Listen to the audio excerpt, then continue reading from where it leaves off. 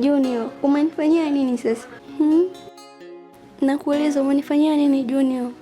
Vipi kwani kuna shida? Yaani nimekusubiri kwa muda wote huo kweli Junior. Alafu matokeo yake unaenda kuwa mwanamke mwingine kweli?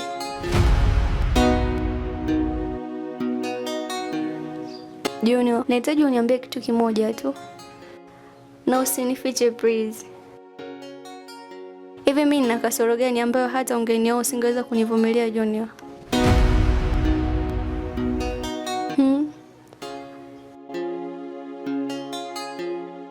Au ukinitazama juu mpaka chini, ni wapi ambapo sikuvutii? Junior. Na wapi pana kukera wewe mwanaume unaitesa hisia za moyo wangu? Kila kitu nacho kinachonistahili. Na una sifa zote ambazo zingenifanya mimi nikufanye uwe sehemu ya maisha yangu, lakini kitu pekee ambacho naweza nikakujibu au kuambia kwa muda huu ni kwamba sina hisia na wewe wala sina mapenzi na wewe, na hilo ndio kubwa zaidi ya yote.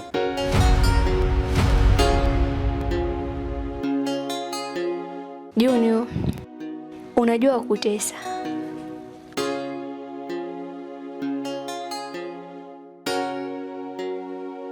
Mwanzo nilikuwa najiona mimi mwanamke mzuri sana, ila kumbe si kitu kwako. Nilikuwa najisikia sana kwamba mimi mzuri, na nilikuwa nikitongozwa na kila aina ya mwanaume. Nilikuwa nawakatalia maana hisia zangu zipo kwako. Lakini leo umenidhihirishia mimi sio mzuri. Maana nimejiona sio kitu kwako. Olivia, mimi sina la ziada juu ya haya yote ambayo mimi nimeweza kukuambia. Na hata kama ingetokea kwamba mimi ningekuwa nakupenda wewe, hata kama ningekuoa, ndoa yetu isingedumu. Sababu mwanamke yoyote yule ambaye ana kazi serikalini au amejiajiri, ambaye ana kipato cha kumwezesha yeye kuishi bila kumtegemea mwanaume, huwa wanaishi kwa jeuri sana, na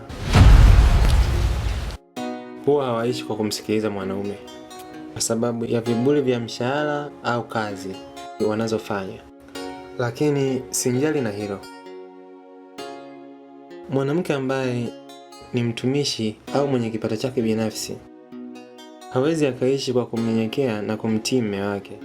Mara nyingi huwa anaishi kwa kiburi cha mshahara au huwa anaishi kwa kiburi cha kuendesha na pesa zake. Kwa hiyo pia wewe ni mmoja wa mwanamke ambaye huna sifa za kuishi na mimi kama mmeo, kutokana pia na aina yako ya kazi. Wewe ni mtumishi wa serikali. Sidhani kama tutaweza kusikilizana ndani, kwa sababu hautakuwa na cha kupoteza kwangu, kiasi kwamba hata kama ningekwambia kitu chochote hauwezi kunitii kutokana na nafasi yako ya kazi ulionayo au kipato chako ulichonacho. Hivyo mimi nahitaji mwanamke ambaye ataweza kuishi na kufuata misingi yangu kama mwanaume ndani. Wewe ni mwalimu kama mimi Junior, na sikutegemea kuwa utakuwa na mtazamo wa kiraia kiasi hicho. Tofauti yangu ni kwamba mimi ni mwajiriwa wa serikali na wewe ni mwajiriwa wa shule binafsi, na muda wowote unaweza kupata ajira. Sasa unakuaje na mtazamo huo kwa mtumishi mwenzio? Labda hujanielewa Olivia. Hata kama ingetokea kwamba mimi ningekuwa nimeajiriwa serikalini kama wewe, nisingeweza kuoa kwa kigezo kile kile nilicho kuzungumza mwanzo.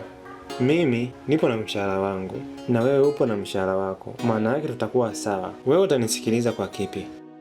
Maana yake utaishi kwa kuona kwamba hata bila mimi unaweza kuishi kupitia mshahara wako. Utakuwa na kiburi kile kile cha kazi yako. Wakati mwingine utaishia kubishana ndani kwa sababu kila mtu ana mabavu na kila mtu ana sauti. Sawa Junior, inatosha. Wala siwezi nikakulazimisha wewe upande wangu. Ungekuwa uko tayari kunioa, ningeacha hata kazi kwa ajili yako ili niwe chini yako Junior.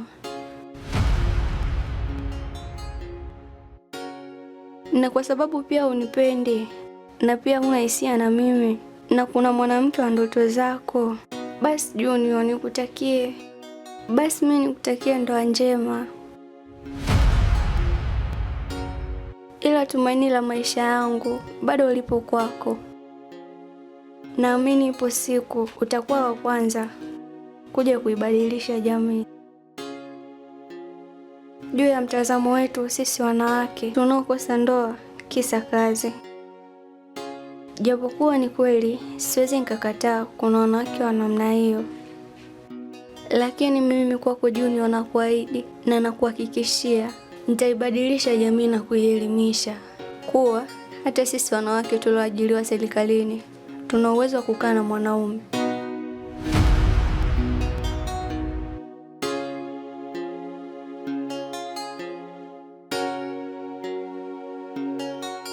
Mimi nikushauri jambo moja tu. Kwa sasa hivi unavyoanza kuishi, anza kuishi kwa kuangalia muktadha wa maisha yako. Usikae kwa kusubiria au kwa kuwa na tumaini kwamba ipo siku mimi na wewe tutaishi pamoja. Kwa hiyo unaposubiria kwamba mimi na wewe hatima yetu itakuwaje, kwa matumaini uliokuwa nayo, usisahau pia kuishi maisha yako binafsi ambayo yatakuwezesha wewe na maisha yako uweze kusurvive pasipokuwa na mimi.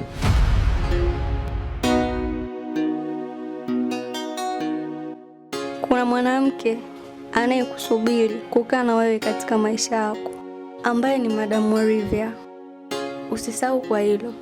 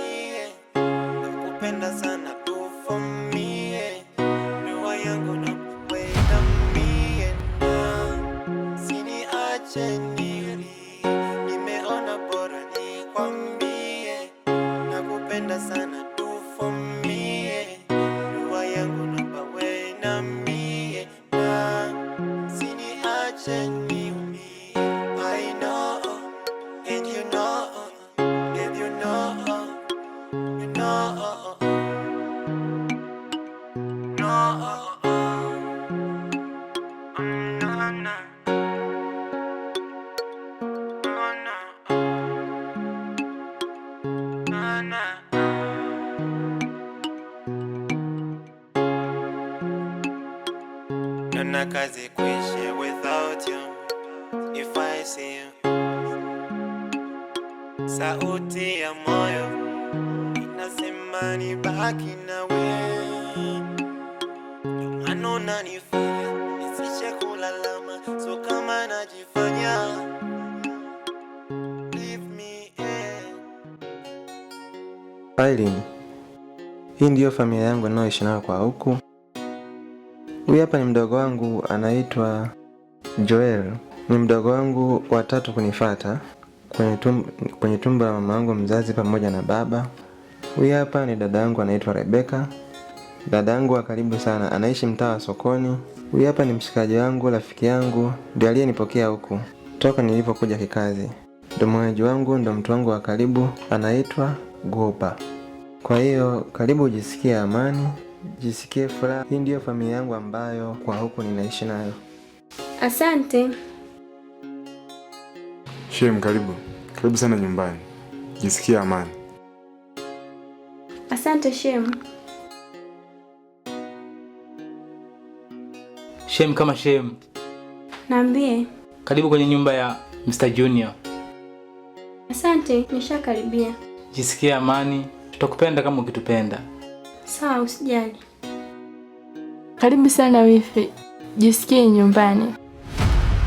Sawa wifi, usijali. Tuko pamoja. Lakini kingine, asanteni sana. Pia nashukuru kwa kujumuika na ninyi kuwa kitu kimoja. Wow.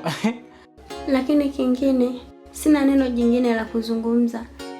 Nilikuwa na machache tu. Aileen, wewe ni mke bora kwangu. Na katika mawindo yangu ambayo nilikuwa nikiwinda, wewe ndio mnyama pekee mpendwa ambaye nimebahatika kukuona. Kwa hiyo najivunia kuwa na wewe, najivunia wewe kuwa sehemu ya familia yangu na sehemu ya furaha yangu pia. Nategemea utaishi kwa amani na upendo na utaheshimu pia watu uliowakuta hapa. Cha msingi ni kutambua nafasi yako kama mke kwangu na kuweza kuishi kwenye misingi ya ndoa ambao mimi na wewe tutaanza kuishi. Hivyo nikukaribishe kwa furaha, ujumuike na familia yangu. Cha msingi zaidi ni kwamba wewe umeshakuwa mke, ndio mama mwenye mji sasa hivi. Kwa hiyo wewe ndio injini ya hapa. Ukiulizwa kuhusu msosi usiweke maswali, maana wao ndio wanakutegemea kwa sasa usababishe kila kitu. Japo hapo atakuwa anakusaidia kazi ndogo ndogo, lakini majukumu yote wewe ndo styling. Mimi nadhani niishie hapo. Sina jambo jingine zaidi la kuzungumza, mengine tutaambiana sasa private. Wewe ni mume wangu. Umenifanya niwe na sababu kwa mamia na mamilioni ya watu. Na najisikia furaha katika maisha yangu. Nakupenda sana. Nakupenda pia. Asante pia kwa upendo wako. Naona hapa tumeshaanza kuchangamka. Naingia kwanza supermarket nikasababisha maswala ili familia kwanza enjoy. Naingia supermarket kwanza nikaangalie maudambu ili kidogo hapa pachangamke.